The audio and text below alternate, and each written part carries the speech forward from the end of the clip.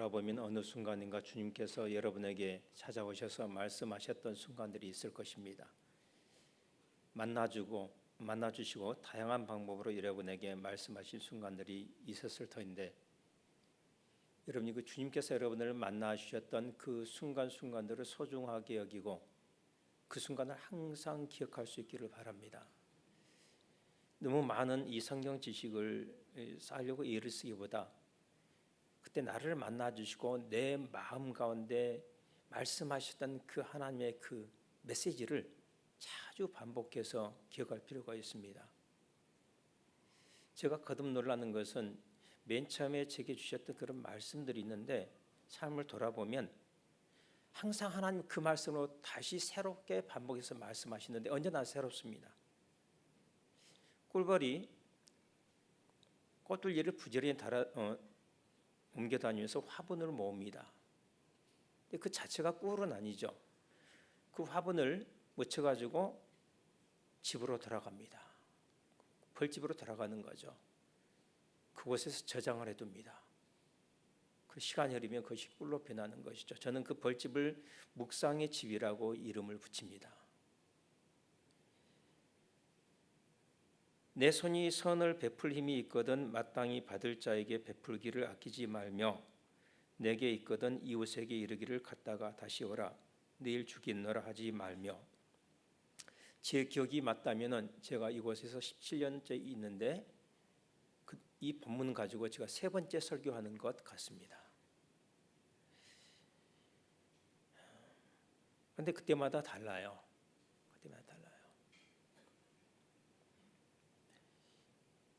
굉장히 의존적인 삶을 살면서 끊임없이 도와달라고 전화를 하는 사람이 있습니다. 제가 여러 가지 이유로 전화를 받지 않기도 하죠. 예배 중일 수도 있고, 신방 중일 수도 있고, 상담 중일 수도 있고, 때로는 잘 수도 있습니다. 다른 사람과 대화하고 있는 시간일 수도 있죠. 전화를 받지 않으면 교회로 전화를 하기 시작합니다. 선의 피해자가 생기는 것이죠.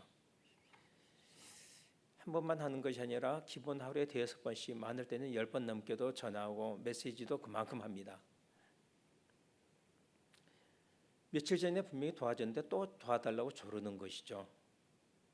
그러면 화가 납니다. 내가 자기 비상금고야? 너무 좀 심한 거 아니야? 근데 이렇게 좀 뭔가 그렇게 속에서 툴툴거리고 좀 화를 내고 그리고 나면 그 다음에 맥이 풀립니다. 불행히도 정신과 약을 복용하고 있는 그 사람은 절대 포기하는 법이 없습니다. 제가 포기하게 되죠. 그런데 가만히 생각해 보면 주님이 우리에게 어떤 무엇인가를 말씀하셨을 때는 그 말씀을 통해서 우리에게 은혜를 주시기 위한 것도 있지만 그 말씀에 응답하는 삶을 살 수 있는 기회를 우리에게 주시는 것입니다. 내 삶 자체가 그 말씀에 대한 응답인 것이죠. 이 세상 가운데서 이것이 말씀을 삶으로 살아낸다는 것이 되겠습니다. 만약에 하나님께서 그런 사람을 붙여주셔서 끊임없이 나를 괴롭게 한다는 것은, 그렇다면 내가 아직 그 말씀이 내 삶에서 응답으로 나타나지 않는 것이겠죠. 주님은 내 삶에서 뭔가 분명한 응답을 보기를 원하시는 것입니다. 내가 생각한 어떤 기준이 아니고 주님이 생각하신 어떤 기준이 있는데 그 기준에까지 도달을 하는 모습을 보고 싶어 하시는 것이죠. 그래서 그 말씀의 목적, 내게 주셨던 그 말씀의 목적이 내 영혼 가운데서, 내 삶 가운데서 이루어지는 모습을 보았을 때 주님은 그것을 하나의 열매로서 취하실 것입니다. 그리고 그 하나하나의 열매가 하늘나라의 창고에 쌓였을 것입니다.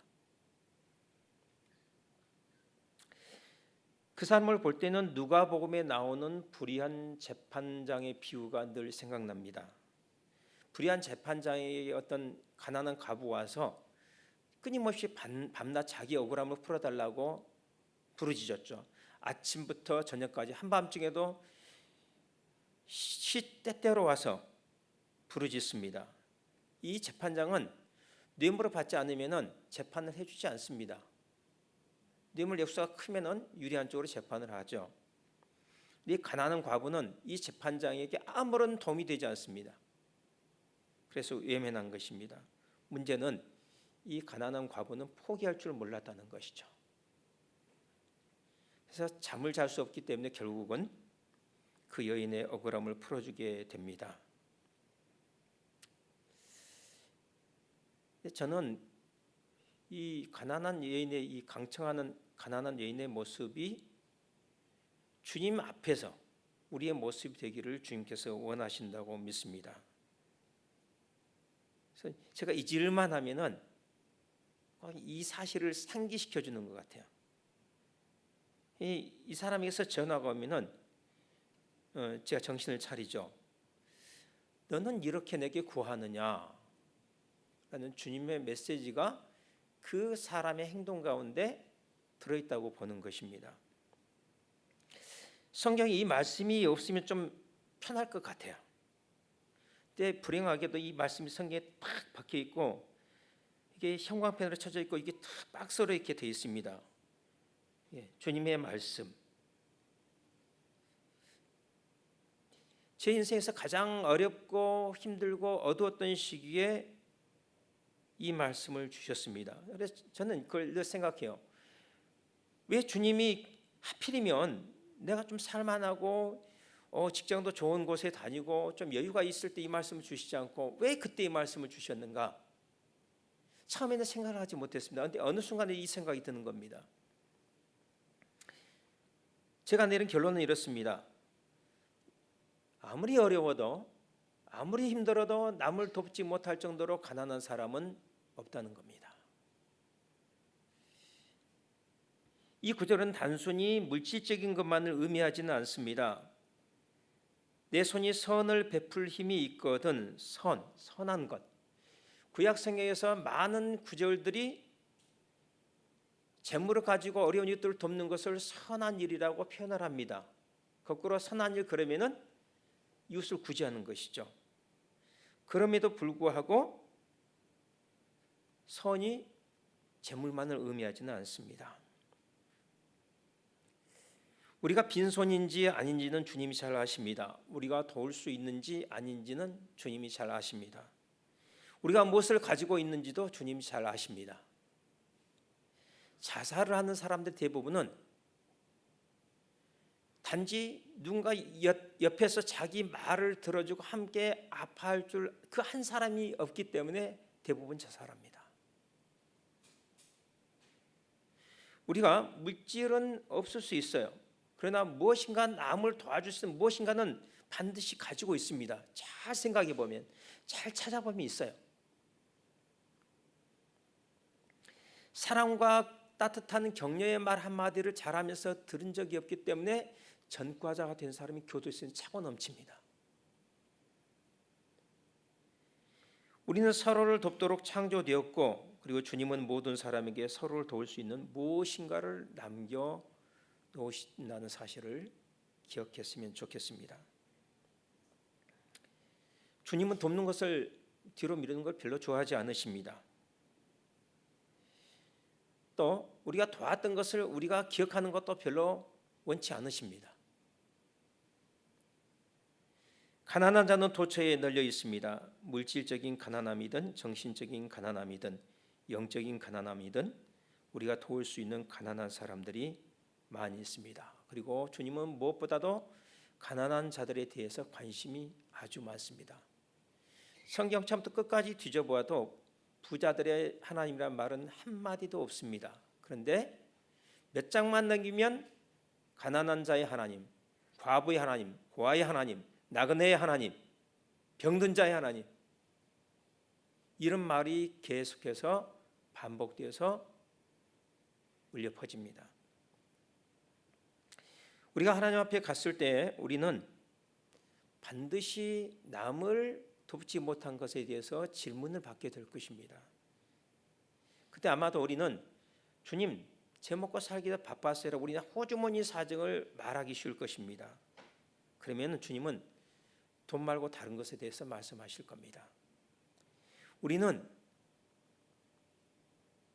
너무나 바빴던 삶에 대해서 말하고 싶을 것입니다. 그러면 주님은 무엇 때문에 과연 무엇을 위해서 그렇게 바빴는지 우리에게 물으실 것입니다. 모세오경에서 이웃에 대해 사랑의 계명을 실천하라고 요구하실 때 항상 하나님은 이미 우리가 받은 은혜를 먼저 말씀하십니다. 나는 너희를 애굽의 종 됐던 그 상태에서 너희를 구원하여 낸, 너희를 해방시킨 너희의 하나님이다. 그러므로 너는 내 가난한 이웃에게 항상 손을 펼치니라. 내 이웃에 있는 나그네 과부들 가난한 자들을 잊지 말라. 우리가 이웃에게 선을 행하는 이유는 우리가 과분한 은혜, 돈으로는 절대 살 수 없는 은혜를 이미 받았기 때문이죠. 그리고 그 은혜를 깊이 깨닫는 사람은 또한 은혜에 합당한 삶을 살기 마련입니다. 이번에 묵상했던 것은 그것입니다. 자기가 죄인임을 깊이 인식하는 사람이 구제를 잘 하겠다는 겁니다.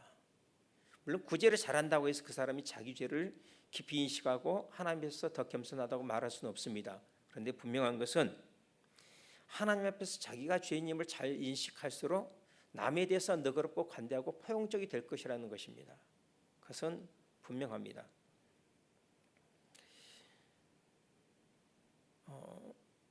교회는 하나의 공동체인데 어려운 것이 한 가지 있습니다.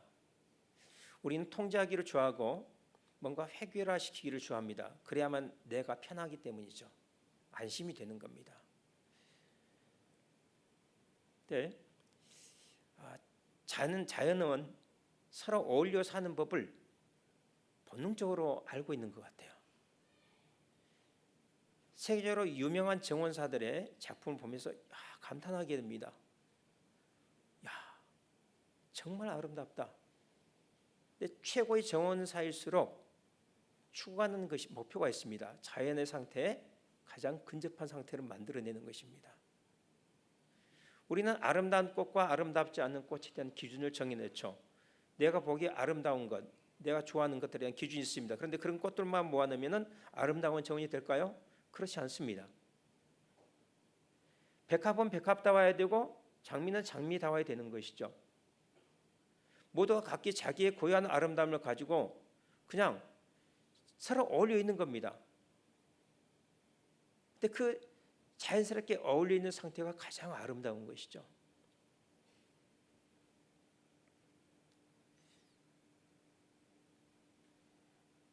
우리가 구제를 할 때 우리가 돕고 싶은 사람이 있어요. 효율성을 따집니다. 어떤 전제 조건들을 붙이는 경향이 있습니다. 그런데 그럴수록 뭔가 마음이 불편해집니다.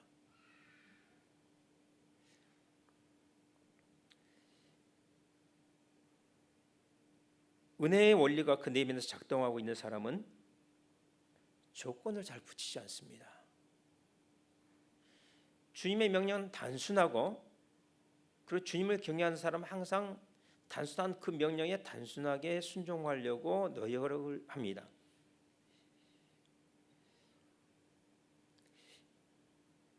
저는 주님께서 왜 죄인을 부르러 왔다고 말씀하셨는가 질문 한번 던진 적이 있습니다. 제가 발견한 것 중에 하나는 그것입니다. 자신이 죄인임을 깊이 자각하는 사람일수록 주님의 손에 붙들려서 주님이 원하신 일을 잘 하기 때문이다. 이건 제가 내린 결론입니다. 여러분 어떠십니까? 예수님은 정말로 위대한 일을 하셨습니다. 선한 일을 하셨고 하나님께서 기뻐하시는 일만 하셨습니다. 주님께서 하신 일 중에서 하나님께서 기뻐하시지 않는 일은 단 하나도 없습니다. 문제는 모든 사람이 박수를 치지 않았다는 것이죠. 모든 사람이 박수를 친 것은 아니라는 것이죠. 반대하고 비난하고 공격하고 죽이려는 사람들이 더 많았습니다. 특별히 대제사장과 서기관과 바리새인들이 그러했습니다. 근데 이들의 공통점이 무엇일까요? 그들은 제사 제도와 형식적 율법의 준수로 자신들이 의롭다고, 남들보다 의롭다고 생각한 사람들이라는 것이죠. 그래서 그들은 죄인과 함께 식사하는 예수님을 비난하고 정죄하고 공격했습니다. 자신을 의롭다고 생각하는 사람은 하나님 앞에 걸림돌입니다. 교회 공동체를 세우는 데서 가장 어려운 사람들이 그런 사람들이에요. 똑똑하고 지식이 많고 힘 있고 이런 사람들이죠. 근데 자신이 죄인의 괴수라고 생각하는 사람은 이렇게 생각합니다. 하나님이 나 같은 사람도 받아주셨는데 저 사람을 받아들이는 게 마땅하지 않는가? 저 사람을 받아들이지 못할 이유가 무엇인가? 이게 머리로가 아닙니다. 가슴으로 그런 것입니다. 정말로 가슴으로 받아들일 수 있는 것이죠. 그런데 은혜의 원리가 작동하지 않는 사람에는 그것이 안 됩니다. 그것이 힘들어요. 그래서 교회 공동체를 세워나가는데 가장 큰 걸림돌이 되는 사람은 자기를 다른 사람들보다 의롭다고 여기는 사람, 은혜의 원리가 작동하지 않는 사람입니다. 그래서 교회는 돈 많은 사람, 지식이 많은 사람, 잘난 사람 중용하는 게 아닙니다. 은혜의 원리가 그 안에서 분명하게 작동하고 있는가 그것이 보일 때 그런 사람을 리더로 세워야 되는 것이죠. 그래서 주님은 죄인을 필요로 하십니다. 은혜의 원리가 그 내면에서 작동하고 있는 사람에게는 장애물이 별로 없습니다. 거칠 것이 별로 없어요.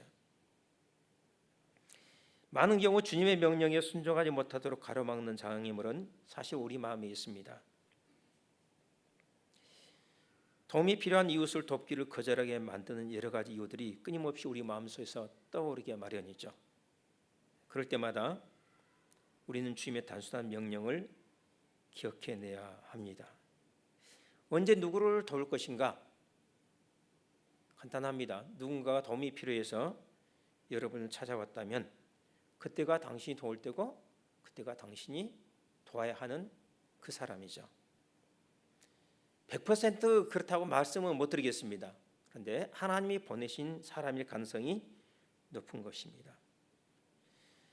저같이 둔한 사람은 이 사람이 하나님이 보내신 사람인지 아닌지 분별해낼 수가 없습니다. 그러면 어떻게 하는? 그냥 돕는 것이죠. 할 수 있는 만큼 돕는 것입니다. 근데 아까 말씀드렸던 그 사람은 시도 때도 없이 전화를 한다고 그랬지 않습니까? 네. 오랫동안 시달림을 당할 그때 딱 제가 내린 원칙이 있습니다. 마음이 정한 것 외에 돕는 것 외에 또 오면은 간단합니다. 있으면 돕고 없으면 돕지 않는다. 전혀 미안해하지 않습니다. 그렇다고 선심하지도 않습니다. 여러분, 도움을 요청할 때 내가 도움을 받았다 그러면은 그때 주의할 것이 한 가지 있습니다. 내 생각에는 이걸 경계해야 되죠. 내 생각에는이라고 말했다가 망한 사람이 많이 있습니다. 요즘 제가 레위기를 읽고 있는데 레위기는 제사의 책, 예배의 책이라고 우리가 보통 부르죠. 네, 거기서 가장 중요한 것은 하나님께서 모세를 통해서 말씀하신 대로 행했더라는 구절입니다. 이 구절이 가장 중요한 구절이에요. 하나님께서 명령하신 대로 하지 않고 내 생각에는 그러면서 거기서 뭔가 덧붙이거나 뺀 사람들이 있습니다. 그래서 망한 사람들이 있습니다. 여러분 잘 아시죠? 누군가요? 아론의 두 아들 나답과 아비오입니다. 또 내 생각에는 해가지고 하나님의 말씀에 덧붙이거나 뺀 사람 중에 망한 사람들이 있는데 이스라엘 백성이 가나안 땅에 들어가서 첫 번째로 한 전투가 여리고성 전투입니다. 하나님께서 명령하셨죠. 아무것도 그 어떤 것인지 너희 자신을 위해서 취하지 말고 다 불태우라 그랬습니다. 아간이라는 사람이 생각했습니다. 나 한 사람쯤 이거 하나쯤 이 많은 것 중에서 99.99%를 함께 바쳤는데 0.01%쯤 해도 괜찮겠지라고 자기 생각을 덧붙였죠. 거꾸로는 하나님의 말씀에서 조금 뺀 겁니다. 자기 생각이 대부분 지켰죠. 조금만. 그래서 망했습니다. 그런데 자기 생각을 내려놓고 축복을 받은 사람이 있습니다. 여러분 잘 아시죠? 나아만 장군. 엘리사가 요단강에 7번 몸을 잠그라고 이야기하니까 기분이 굉장히 나빴습니다. 이 높은 고위직에 있는 사람인데 먼 길을 찾아서 왔는데 나와보지도 않고 문도 열어주지 않는 겁니다. 얼굴도 쳐다보지 않는 거예요. 자존심 상하고 기분 나쁘죠. 내 생각에는 아람에 있는 강들이 훨씬 깨끗하고 좋지 않느냐, 수질이 좋지 않느냐, 그런 생각이 들었습니다. 그런데 그 생각을 내려놓고 요단 강물에 내려갔을 때 그는 자기의 문둥병이 낫는 기적을 체험했습니다. 사랑하는 성도 여러분, 우리가 선을 행할 때 어떤 이웃에게 구제를 행하는 것뿐만 아니라 어떤 선을 행하든지 우리가 늘 기억하는 것은 우리는 항상 하나님의 은혜에 의존하는 자임을 기억하십시오. 만약에 내가 뭔가 누군가를 도울 수 있거나 혹은 누군가 내게 도움을 요청했을 때 항상 우리가 가장 먼저 기억해야 되는 것은 나는 하나님의 은혜에 전적으로 의존해서 사는 사람이다. 이것을 먼저 항상 기억하시길 바랍니다. 그리고 만약에 내 손에 뭔가 있다면은 그것을 딱 주먹을 펴고 그것을 내려놓으시기를 바랍니다. 그러면 빈손이 되겠죠. 그때 그 빈손을 하나님 향해서 쳐드는 겁니다. 이렇게 쳐드는 것이 아니고 이렇게 쳐드는 것입니다. 그리고 이렇게 고백합시다. 주님은 나의 주인이십니다. 그리고 이렇게 고백합시다. 주님, 제가 주님의 명령에 순종할 수 있는 기회를 주셔서 감사합니다. 나를 사용해 주셔서 누군가에게 도움이 될 수 있는 기회를 주셔서 감사합니다. 내게 한 번의 선을 더 행할 수 있는 기회를 주셔서 감사합니다. 그리고 여러분이 주었던 것에 대해서 잊어버리시기를 바랍니다. 그리고 그러한 경험이 많을수록 여러분은 악에 대해서 훨씬 더 잘 저항하고 악을 훨씬 더 잘 극복하고 동시에 악의 유혹이 점점 줄어드는 자신을 발견하게 될 것입니다. 아까 우리 찬양팀 나와서 찬양해 주셨는데 저는 오늘 찬양 가사 중에서 마음에 와닿던 구절은 그것입니다. 온 마음 다해 주님을 사랑합니다. 온 마음 다해 섬깁니다. 그런데 가만히 생각해 보니까 우리가 온 마음을 다해서 주님을 사랑하고 온 마음을 다해서 섬기는 것을 얻는 가장 큰 축복은 무엇인가? 그걸 통해서 어떤 것을 주님부터 받는 것이 아니에요. 그 자체가 축복인 것이죠. 그 자체가 가장 큰 축복입니다. 내가 온 마음 다해 사랑할 수 있다는 것, 내가 누군가를 정말로 내 온 존재를 다 동원해서 사랑할 수 있다는 것, 사실은 그것이 가장 큰 행복이고 특권이 아니겠습니까?